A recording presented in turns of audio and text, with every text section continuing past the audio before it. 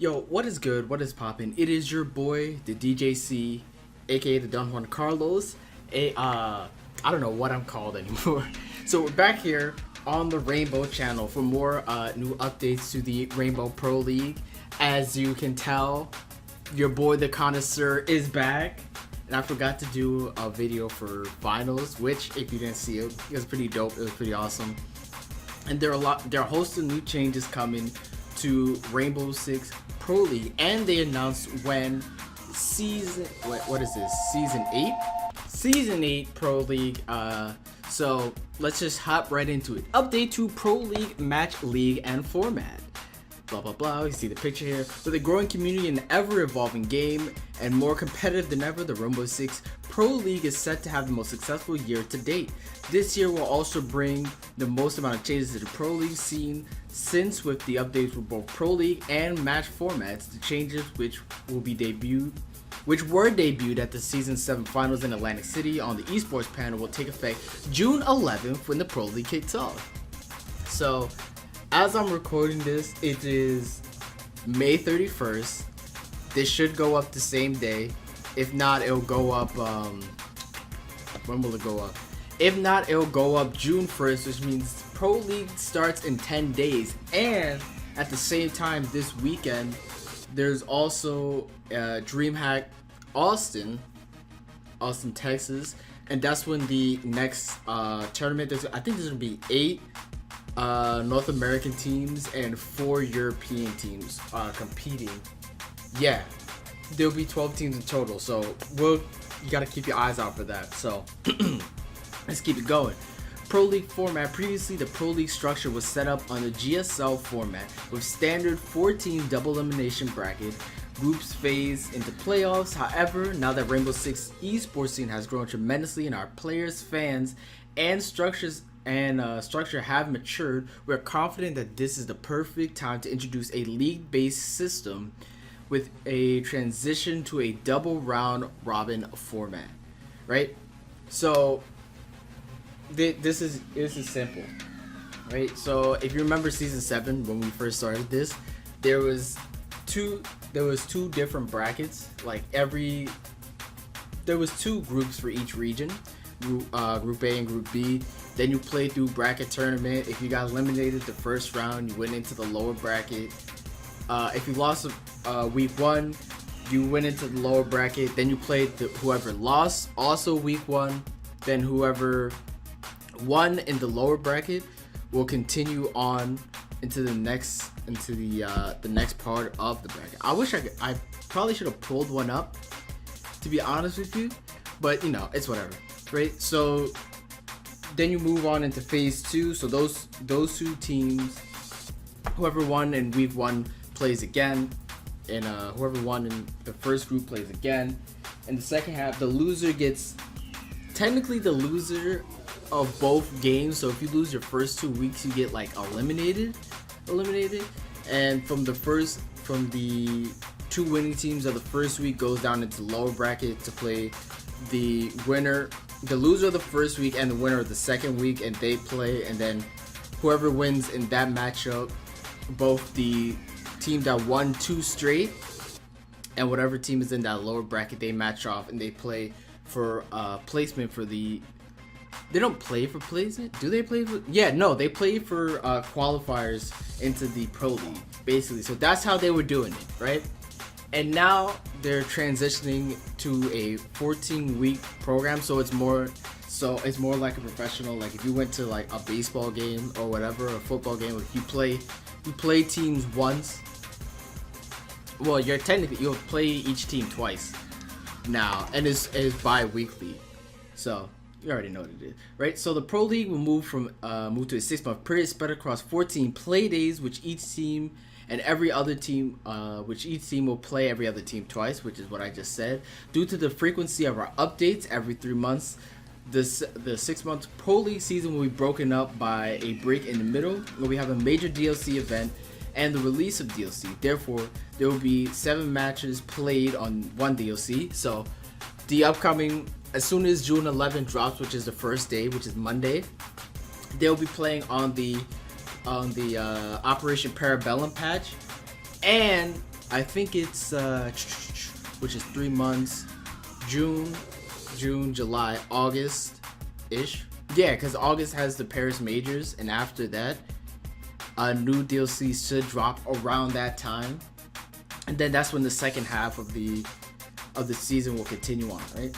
So each play day will be broken down into best of 1 matches, allowing every team to play every week.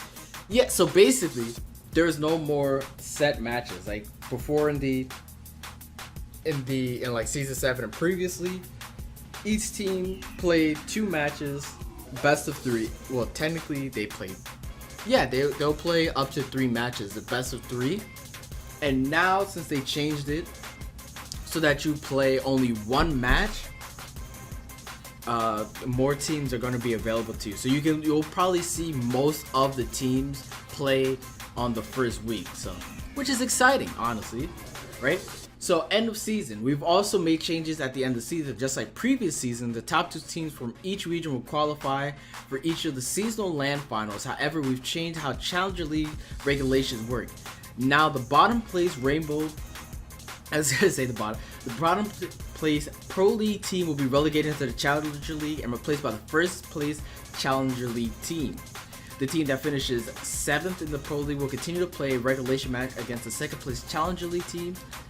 It is important to note that the regulation matches will be a best of 5. The goal is to encourage up and coming Rainbow Six teams, as well as increase the overall skill level both Challenger and Pro League. Yeah, so if you, for instance, season 7's Ronin / Soon TM / Band of Thieves, I believe they lost every match, and Obey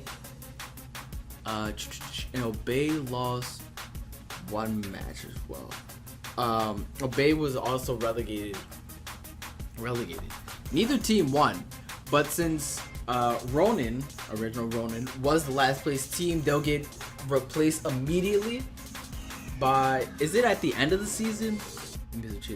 Okay, so at the end of the season, the 8th place team is getting relegated immediately back into Challenger League, and the 7th place team, and is it the 2nd place team? So the 2nd place team from Challenger League and the 7th place Pro League team will play a match of 5, which makes sense considering if you're at the top of your region, you automatically get jumped into Pro League, right? And if you're the 2nd best in your region, like, you would have to prove your worth in order to get into Pro League, which makes sense. I'm down. I'm with it. So match format, we'll discuss the upcoming changes with match format, more specifically how matches will be played. So we have no more information about this. All right. So next coming up, what did I just read? Next up, we'll discuss the upcoming changes to the match format and more specifically how matches will be played. I don't know what the hell I just read, but it clearly was not this sentence. And now we got it, right? So, operator pick and ban. Our first major change to the match format is the pick and ban system announced at this year's 6 Invitational. Pick and ban of operators will not only play a part of Pro League, but will also be all competitive Rainbow Six esports events from national leagues to majors. This will work. The way this works is simple. At the beginning of each match, both teams ban 1 attacker and 1 defender each. As discussed on the esports panel, this will bring a whole new level of strategy and mind games professional play while giving players full control of the meta. Yeah, so I think how it works is I think I would have to go back to the video again when they first discussed it. But Team A, you actually get a choice. If you pick depending on the map, if you choose to ban, you either ban first or you go and attack first, right? So if you choose to ban first, you would be on defense for the first round, and if you choose to go to attack first, then you would ban second, and vice versa. And so basically, Team A will ban, Team A will ban an attacker, Team B, I'm pretty sure, will also ban an attacker. Then in the second phase, Team A once again will ban a defender, and Team B will ban a defender as well. So, like, if you're trying to, if you like get rid of Buck and if you get rid of Buck, you have 2 options between Jackal and Sledge and things like that. Like, you have to now, with the changes with pick and ban, you have to expand your op pool. Like, you can't just pick the same two characters for and this is for Pro League level. Of course, I'm pretty sure they're not dropping this in rank yet or at all, but this is just for Pro League level play. So pro players would have to expand their op pool to more than just 3 operators, which is awesome because now you get to see the variety of cast. Like, if you don't have Legion to stop bomb denial, or if Echo's banned against like certain teams, like let's say what is it? I think it's Space Station Redeemer from NA, who plays a lot of Echo. Like, if you ban Echo from him, like, he has to now expand his op pool to different things in order to accomplish the same goal. So that'd be like playing more Legion. Who else can deny plants? More characters with C4s to deny plants. And also there's the introduction of new gadgets like the bulletproof cam, which they have some range on them, to be fair. So there's like a whole lot of new different things that are coming to Rainbow Six Pro League that's new and exciting. Next we have is bomb site rotation. Of course, bomb being the major game mode in Rainbow Pro League. Is the only game mode that pro players play. There will be changes to the bomb site rotation. So from now on, after a team successfully defends a bomb site, they will not be able to defend that bomb site for another 2 defensive rounds.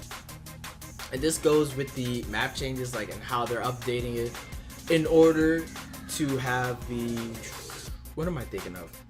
They're updating every map so that every bomb site is more viable, which is why they changed Clubhouse. They're planning, redoing Hereford Base is more of a rework, so it wouldn't be in this, but like, especially Consulate, where all of the bomb sites are viable, you'll eventually rotate through all the bomb sites, so you can't just pick only 2 bomb sites, and you have to expand your horizons and learn new and interesting ways to defend and or attack bomb sites, so, which is definitely dope, because that'll add more variety to the viewing pool, and people don't want to see the same bomb sites every time. So I'm dope. I'm fine with that. And the map pool, which is also getting changed, right? So the bomb site change will obviously affect our map pool rotation. Starting with season 8, there will be pools will be reduced to 7 maps. Bank, Clubhouse rework, Villa introduced in Operation Parabellum, Coastline, Border, Consulate, and Oregon. Now, 3 maps that got dropped from the map pool was Chalet. Hold on, it was Chalet, Skyscraper, and why can't I think of the last one? Chalet, Skyscraper. I have my handy app where I have all the maps and stuff. Chalet, Skyscraper, Oregon, and Cafe Dostoevsky was the last one. Okay, so once again, Chalet, Cafe, and I don't know why I can't think of this. Chalet, Cafe, and Skyscraper are the 3 maps that got dropped. And the new map Villa is introduced into the op pool. Not the op pool, the map pool. So we lose 3, get 1, so that equals 7. So, and like I said, their Bank, Cafe, Villa, introduced an Operation Parabella, Coastline, Border, Consulate, Oregon. Every week there will be different map pools of 5 maps. The 5 maps for the first week will be selected randomly. The following week will remove the 2 maps that each team played previously last week. If both teams played the same map, we remove it and randomly remove another one. We then add 2 maps that weren't in the pool in the previous week, previous map pool, and this procedure is repeat itself for each season, right? So basically, at the start of the season, so on June 11th, there'll be 5 maps in the map pool out of these 5. So let's say Clubhouse, Bank, Clubhouse, Villa, Coastline, Border, and Bank, Clubhouse, Villa, Coastline, and Border with the 5 maps and Consulate in Oregon or being played. So they pick whatever map they're gonna play. Well, actually, the team should ban 2 maps. Each team will ban 2 maps together, and then they'll play that map, right? And then the next following week, when either one of those teams play again, the map that they played on last week. So like if they banned, they banned Bank and Clubhouse. Let's say EG banned Bank and Clubhouse, and Space Station banned Coastline and Border, and they played on Villa for the first week. The next week that either EG or Space Station would play, Villa would be banned, and whatever map the enemy team played as well. And if both teams played on Villa, Villa would be banned, and one random other map will be banned. So one other map would be like Coastline. So the 3 options now, the 3 options that are left from the map pool from last week would be Bank, Clubhouse, and Border, and what gets added into that is Consulate in Oregon. And the teams once again will ban whatever 2 maps that they don't want to play on, respectively, and then they'll play on the last remaining match, right? And what's great about this is that there's more variety to the map pool, right? Like we don't, as viewers, which is like, of course, when I'm looking at like Rainbow Six and I'm looking at the Pro League, I'm looking like what are players doing, what strats are they coming up with, and seeing like, wow, that could be like some ingenious types like ish, right? And what's great about this is that we don't have to keep seeing the same maps over and over again, right? So one of my things about season 7, which was great. Like, I'm glad that I was able to watch most of I think I watched all the matches in season 7 Pro League, right? Except for, of course, like challengers and like APAC regions. And like it's great with the stuff that they come up with, but certain maps like Skyscraper, which is like a map that I think in like our like area, not APAC, Skyscraper, out of the entire season 7, it was played outside of like invitational, season 7 finals. It was played twice. Once by Penta. Was it Penta?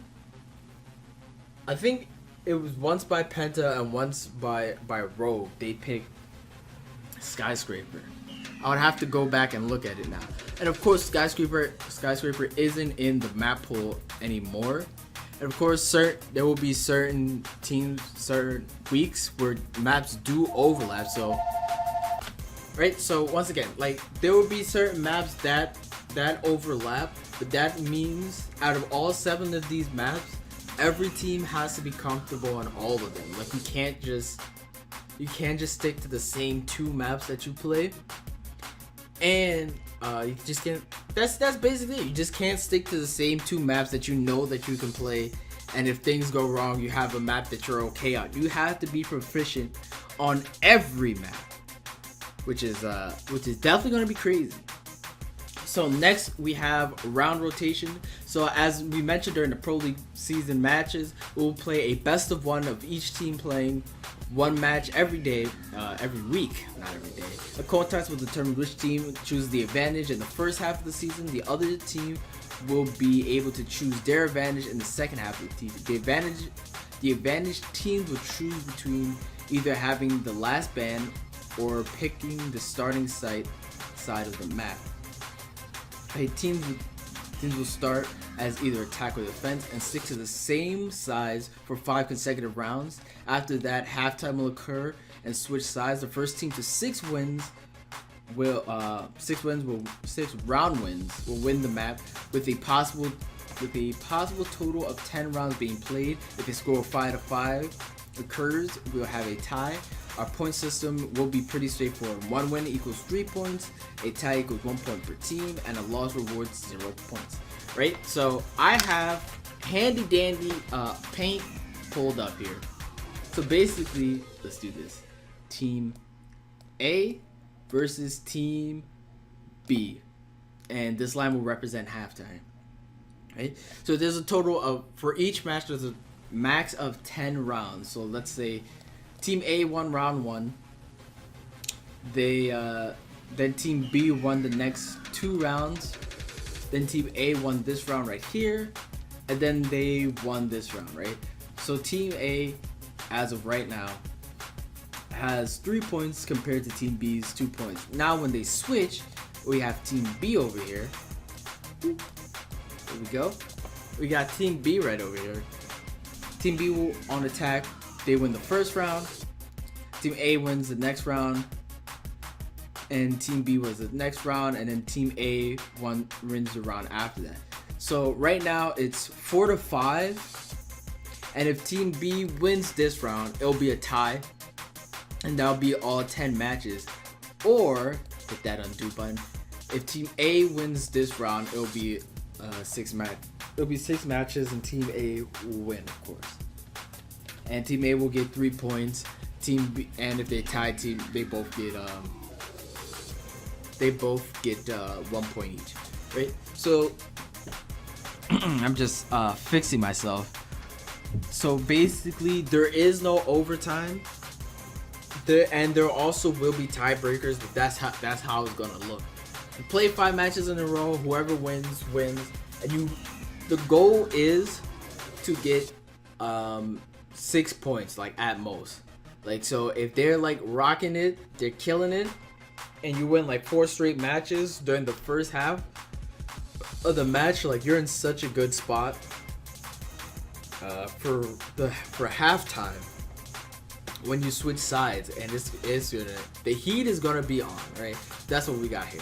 So back to this. That's the point system. That's how it's gonna work for the next rounds. Some other changes to the match format will not affect the Formula lands. 2 major differences will be the tiebreaker and the map veto, as tournaments will remain a best of 3. So the map veto system. At LAN events, maps will be decided through a veto map. Here's how the veto map works. The lower seeded team starts the veto map. The other team chooses its starting side. Just as the regular Pro League season, the first team with 6 rounds will win the map. Oh, okay, so I'm getting it. I get it now.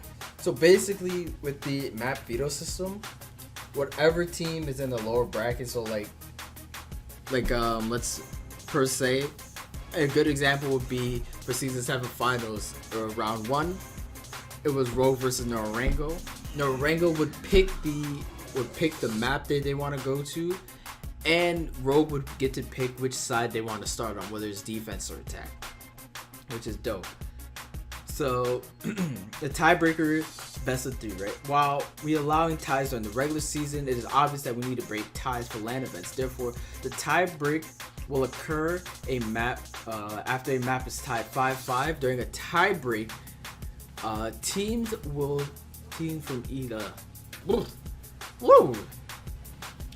While we allow ties during the regular Pro League season, it is obvious that we need to tie break for LAN events. Therefore, a tie break will occur after a map is tied 5-5. During the tie break, teams will switch sides each round. The first team to win 2 rounds in a row wins the map.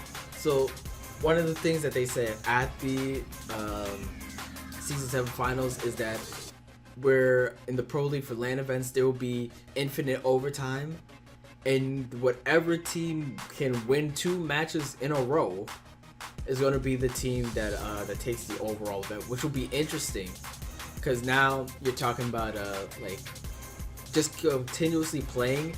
You have to come to each match fresh, each round fresh, in order to actually win the match, which will be insane. And they're gonna be playing on the same map too, which is spectacular to say the least. So we couldn't be more excited for Season 8, beginning June 11th, like they said at the start of it. To catch all of the live action, be sure to follow us on our Twitch channel and to stay up to date with news and update.